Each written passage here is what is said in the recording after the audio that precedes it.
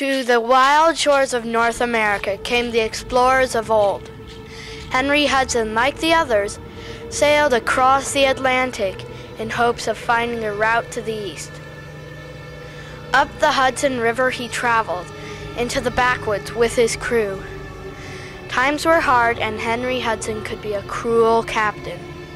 After some years, and on an extremely hard journey, his men mutinied and put him in a small boat, cast adrift in a storm.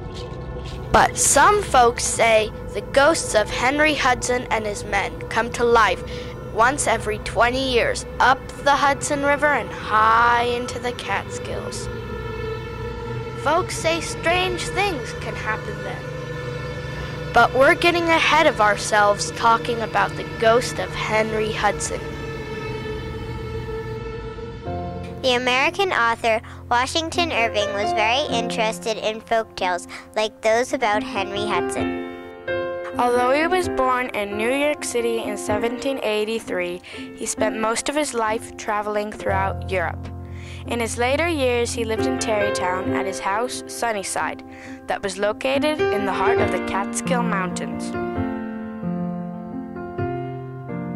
He not only wrote the story Rip Van Winkle, but also the life of George Washington and the legend of Sleepy Hollow about a headless horseman. Irving claims that Rip Van Winkle was actually written by Diedrich Knickerbocker, an old gentleman of New York, who was very curious in the Dutch history of the colony.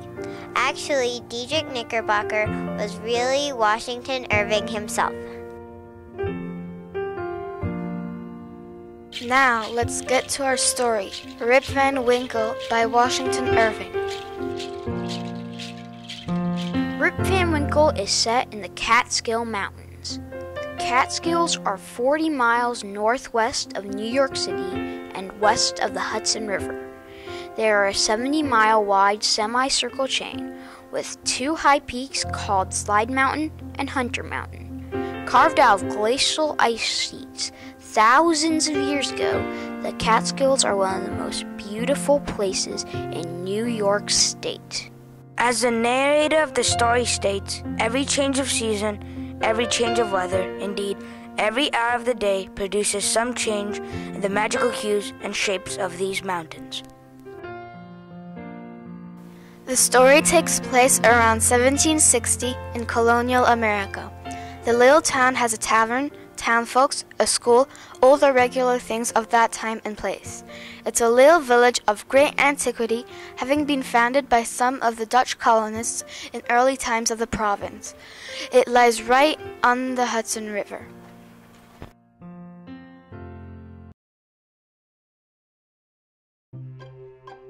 Every story has a problem.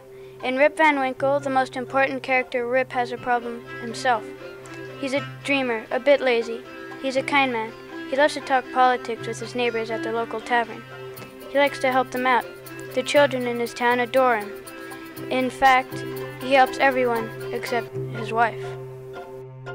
For this reason, Dame Van Winkle thinks her husband is really lazy. Well, he is.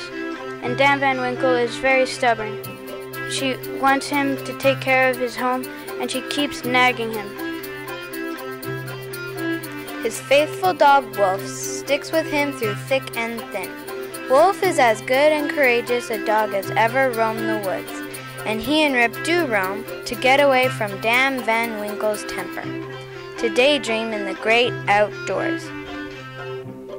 And it's in the woods where he runs into the old Dutch folk, but we are getting ahead of ourselves. One sunny afternoon, after his wife has another one of her tantrums, Rip and his dog Wolf take a walk into the Catskill Mountains to hunt squirrels and get away for a while. He gets tired, takes a rest, and daydreams. He is about to go home as it is getting dark when he hears a voice calling, Rip Van Winkle, Rip Van Winkle. He walks towards the voice and sees a short, stocky man, old Dutch clothing, carrying a keg on his shoulder. The man asks Rip to help him with his burden, so Rip ends up carrying the keg down the ravine. between two rocky outcrops into a grassy clearing. To his amazement, he sees a group of dwarfs playing ninepins, all dressed in old-fashioned costumes like the early Dutch colonists and explorers wore in the old days. He puts the cake down and the dwarfs come over and begin to drink out of it. When the dwarfs aren't looking, he takes a sip and likes the drink and has a lot more. He falls into a deep, deep sleep.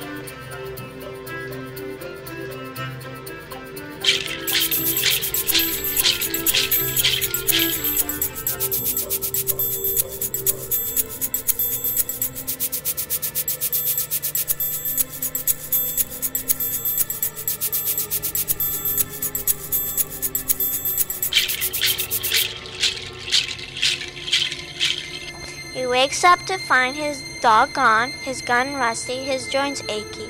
He quickly walks home, surprised on the way to find the outcrop in the rocks now a waterfall. He finds the town totally changed. His home is in shambles. He doesn't recognize anyone and nobody knows him. He asks about his wife and the townsfolk say she's dead. They accuse him of being a spy for the English king. What happened to the old tavern flag? He asks. The United States of America? What's that? In the end, the townsfolk realized who he was. Old Rip Van Winkle, who went out hunting one day and disappeared 20 long years ago. Rip has been asleep for all that time. I wonder what woke him up. After 20 years, was it the ghost coming again to roam the wild Catskill Mountains? What do you think? And do you believe the tale? Mr. Knickerbocker states, "It may seem incredible to many, but nevertheless, I give it my full belief. Indeed, I have heard many stranger stories than this. Yes, indeed."